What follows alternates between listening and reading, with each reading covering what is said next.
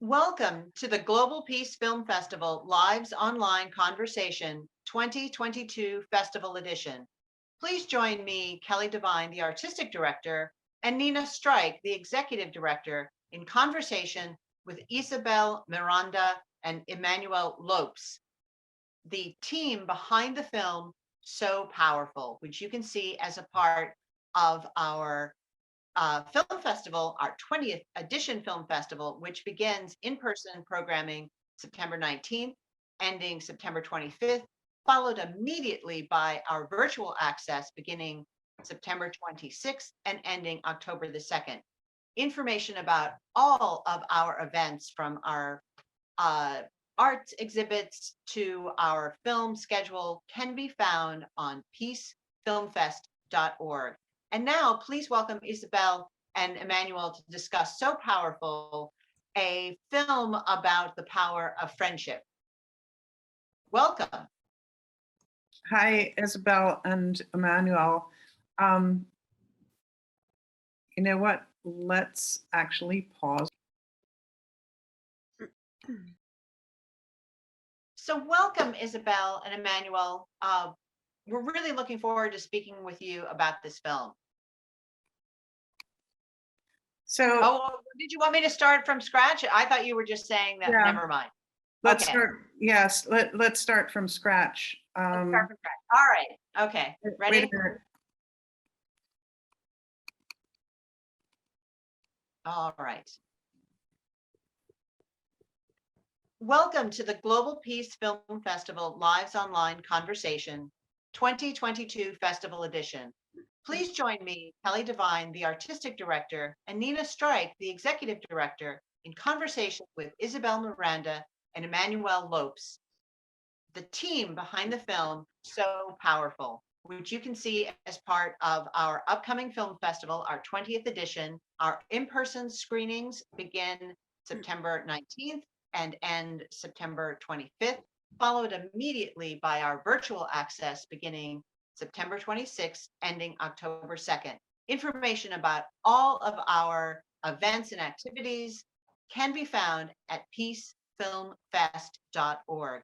And now please join us in welcoming Isabel and Emmanuel to talk about So Powerful and the power of friendship. Welcome. Hi, Isabel and Emmanuel. It's so great to have you with us. Let's start out. Tell us a little bit about the film. So the film revolves around two of my friends, Max and Shogi, and how their friendship was formed around making music together and helping one kind of as a mentor, kind of helping the other discover their way of expression through music, and kind of the music they create together and the unity that brings between them. Yeah, it's a story about friendship, music, spirituality. Do you have anything to add, Manny? Manuel, do you have anything to add to that? No, it also shows how maybe two people from different cultures, from very distinct parts of the world, can be united through something that we take for granted a lot of times, which is like just simply music. Composing, getting that music that you have in your head out somehow, and having someone help you do that. And can you guys talk about, you mentioned that these were already your friends, but can you talk about what was important about taking this friendship that you observed and turning it into a film to share with others?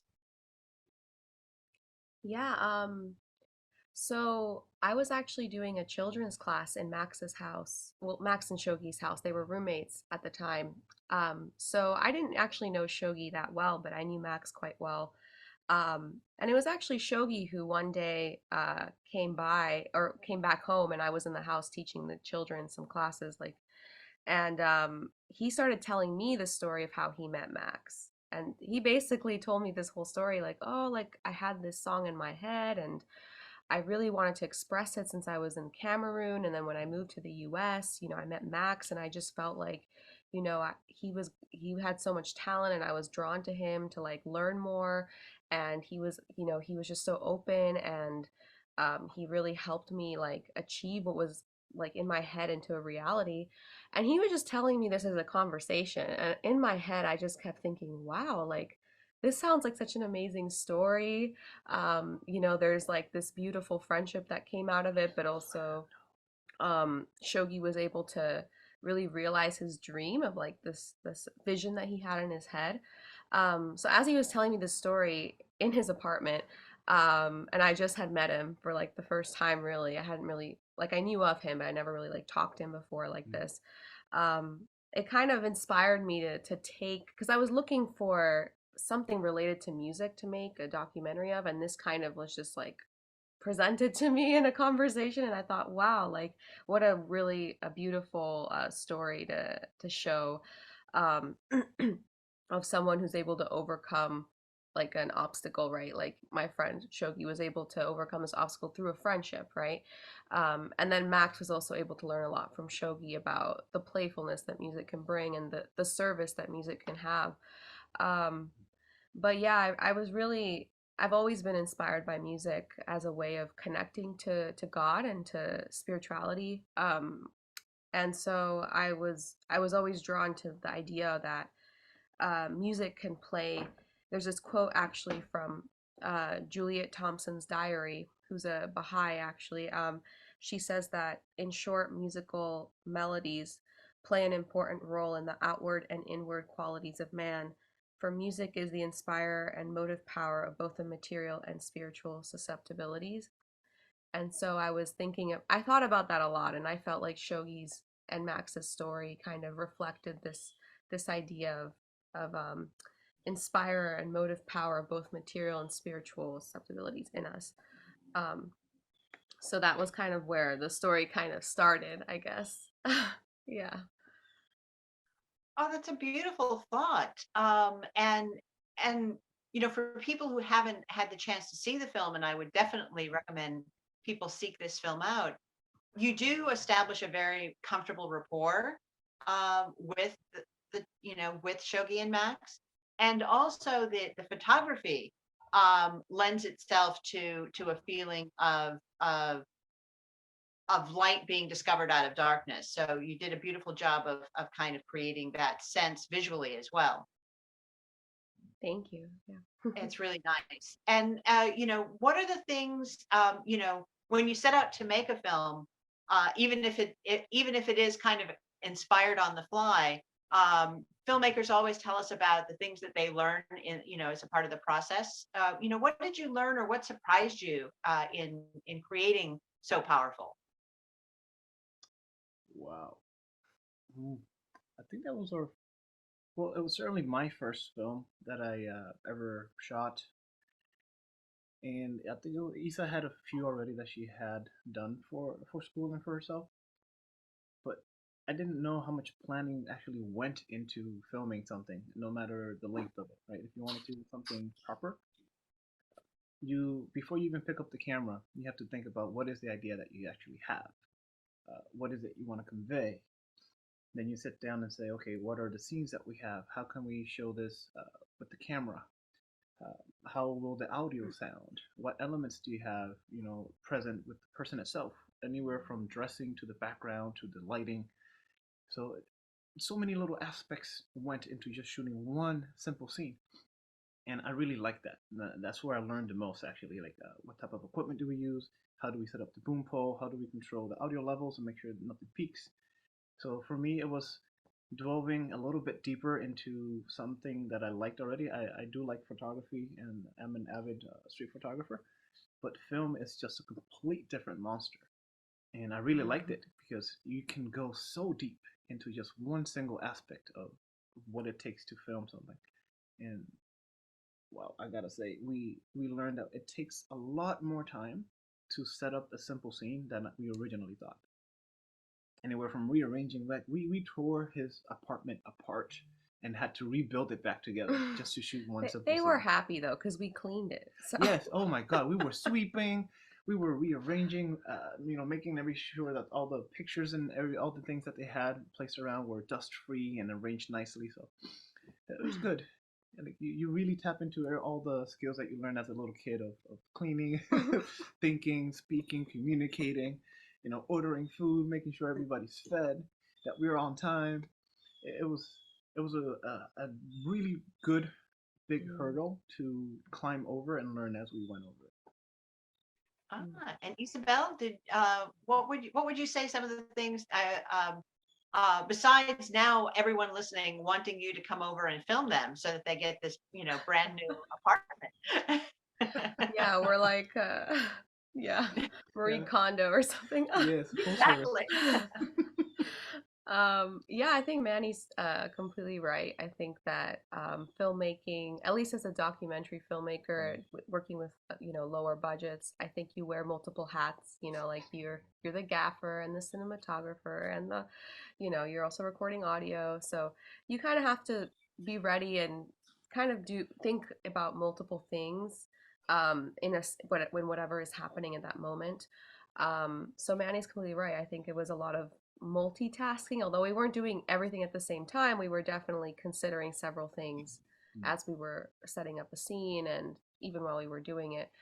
Um, but I think also one of the biggest lessons was also the edit process. I think the editing process was very heavy for me. Mhm. It was my first time really editing so much footage and multiple cam, footage. So I think learning that storytelling and this film medium is like a visual medium, and you really have to edit with the idea of like, how do I visually present this story to kind of give the viewer like hints to what the story is about without me just like throwing every little thing at them and telling them what they should think. Um, so it's kind of finding that balance of trying to create like a visual evidence for the story.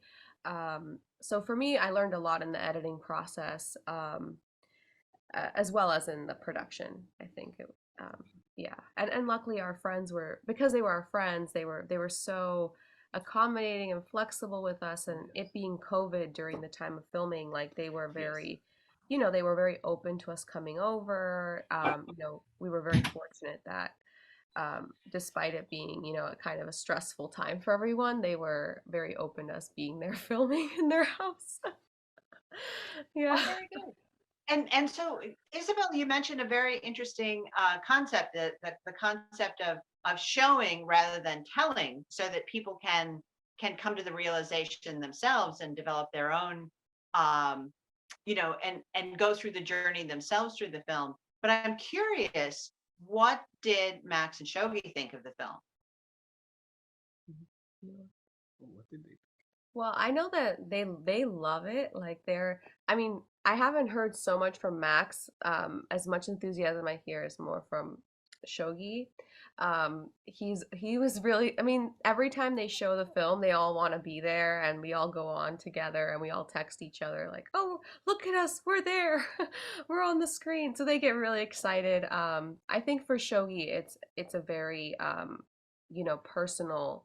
I think he finds it such a deep personal connection to it because for him it was a very emotional transformation, and so he now loves to play music and he can play guitar because of Max really like showing him that way. So I think for him it's really like a documentation of his time in Boston, because he ended up moving actually. So it's like almost like this little time capsule that he has of his time in Boston, and that Max has of his time with Shogi in Boston too, when they were roommates, because Max got married. So they've all kind of moved on, right? Like Shogi moved to New Mexico, he moved out of Boston, and Max, got married and moved out of that house. And actually, that house, sadly, Yeah. it burned down. Well, part of it did, and they had to like evacuate the house. So that house, like, no one lives there anymore. So it's kind of like a time capsule of everything. It's because no, it's gone. That sort of physical space is gone, at least. Um, so it's a little time capsule that they have of their friendship, and I think that they appreciate that a lot. Um, Yeah. and I think. they were so nice to us. They let us have so much freedom with the film. We asked them like, "Is there anything you want specifically to be in the film?" And they were like, "No, we trust you. Just do whatever you want with it." And we were like, "Okay, we'll we'll work with that." Yeah. I think Max coming from a more professional background in music, he's more used to being in the spotlight than Shogi is. Mm. So, Max is a little bit more nonchalant per se when it comes to it. Like, yeah, I'm used to, being in stage and performing and being in the spotlight. So I think he deep down he likes it because it's more about him and a little sliver of his personal life versus him putting up an act or performing for someone. So it hits him a different way, I would say. Also, Oh, interesting. Very interesting. And just uh, to tie your film with the mission of global peace, Isabel, you were saying this is a time capsule. Another way to think of it is it's a lovely gift. It's a lovely gift to Max and Shogi, and it's a lovely gift to our audiences to see that the power that friendship has in overcoming things that um, are differences, but don't have to separate us. And it's a lovely thought, and it's a big part of why we were attracted to programming this film, is that our mission is certainly to give people models of peace, models of not ignoring our differences and our different cultures and the richness that we bring to it, but instead to find ways to be mutually respectful, and to find ways to be to live together in ways that recognize our differences in positive ways. And I was just wondering, not every film has maybe an impact campaign, but what would you hope that people would take away from having watched So Powerful? Um, so at least for me, I think healing and joy are the two things that come to my mind when we were making this film during COVID. Things were, people were kind of locked. They were just no one was kind of seeing each other. It was a little sad, stressful, difficult to meet up with groups of people and feel like you were part of a community. Um, so for me, I sang a lot. I was playing a lot of music at that time because I was trying to find joy in my life. And so I felt like this documentary um, was kind of serving to also promote joy and for people to find it in themselves to also seek music as a way of joy and healing during such a stressful time during the pandemic. Um, and obviously that like friendship, although we may not see friendship right now like in the COVID time, because we can't be face to face so often with people, or at least at that time we couldn't. It does exist. It's a reminder that it's there, that it's possible to have that friendship and that healing and spirituality with a friend. So it was kind of just serving as a reminder of that, I think, during a very difficult time. So yeah, I think of healing and joy, but Manny, I'm sure you have more. Uh, yes, I don't want to give spoilers, but at least my take of it is that no matter what you're going through, difficult times in life, the world's falling apart, or you're confined in some space where your creativity seems to be limited. How do you say? Yeah, you can imprison the body, but not your mind. So as long as you are open to tackling challenges that are face on, and you're not afraid to jump in and ask for help when needed, and just really try to find what makes you truly happy, whatever that may be, whether it's music, your art, your drawing, your photography, sculpture, anything. I think it's something for people to really delve into and not be normal, because there is no normal. Like, you have to be yourself and then find contentment and joy, because whatever art, whatever it is that you create, can also bring peace and happiness to others, even though you may not see it right there and then. So, hopefully it motivates them to not give up, no matter how bad it seems that you are at the beginning. Just keep at it, ask for help, and you will progress and evolve. Happiness within yourself will show to other people too. Those are such what lovely thoughts from both of you. So thank you for that. Uh, Tell us a little bit about what is up with the film, what's happening with the film. Also, uh, what's next for both of you, and how can people watching this support your work? yeah, so I'm in grad school, so I'm doing a grad program in filmmaking at Emerson. So I'm actually doing my thesis right now. um, And that's something that Manny's also helping me out with. He's also producer and everything for that. Multiple hats. We wear multiple hats. So that's kind of what's coming up now that So Powerful. We've circulated it through a couple of festivals, um, and we have to still update our portfolios to include it on there. But we have also posted the film on the Baha'i blog website, which also includes like some publicity through them through their YouTube channel as well. Um, so we've also shared it with friends. But the upcoming work that we're doing is related around my thesis, which is actually about identity, and it's relating between me and my father. So it's a personal documentary between me and my father talking about identity and what does it mean to have, what is our identities and what does that mean now in this day and age, like the contrast between how he thinks of himself and how I think of myself, and kind of playing off this idea of like what is identity and how does it vary between generations. um, and it's going to be a mixture of both the live footage, like you saw in So Powerful, but also animation, like collage animation style as well. So it's kind of a hybrid documentary that's combining multiple mediums together.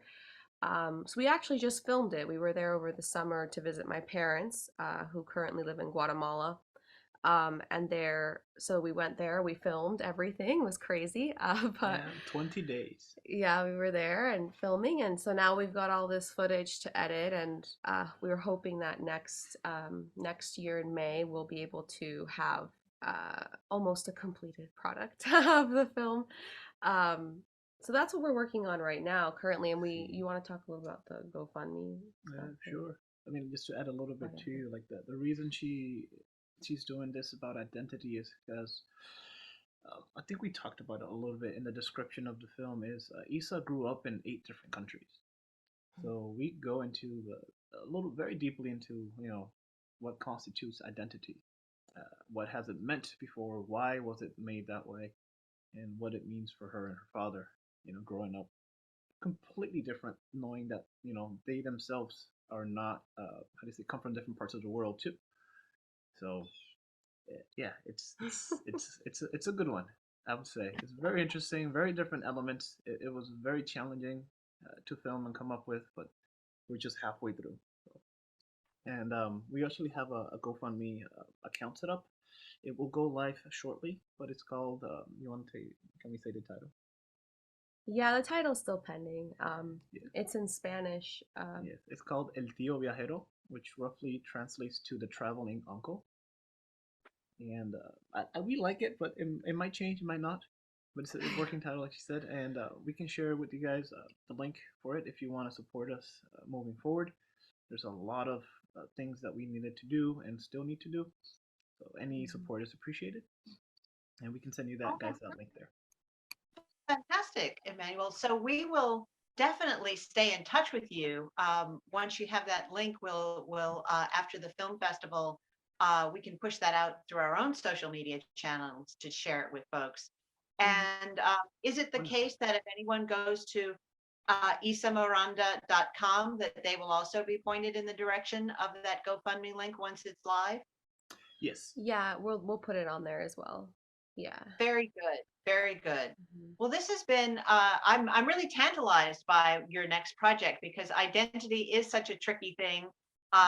It's so important, but it's also constructed. And sometimes we forget that anything that we make, we can change when it's causing us grief. Indeed. Yes, exactly. And that's actually what the film does address is how constructed it is and what constructs it. And yeah, it'll be a nice, I think, I hope it's loving because I wanted to really make something with my father that would also bring us closer together and help us understand each other better too. Yeah. Well, that's a very lovely sentiment to underline your film, and so we're definitely going to stay in touch to find out about this latest project. So, and thank you both for this lovely conversation, and thank you to everyone who's been listening to this glow. Um, we've been speaking with Isabel Miranda and Emmanuel Lopes. behind the film So Powerful, which you can see as part of the Free for All Shorts program on the Global Peace Film Festival website. Our in-person programming begins September 19th and ends September 25th, followed immediately by our virtual programming, where you can see this Free for All short. That Free for All short program begins September 26th and ends October the 2nd. All the information about our programming, from our art exhibits to our film schedules, can be found at peacefilmfest.org. Thank you, and we'll see you at the next Glow. Thank you. Thank you.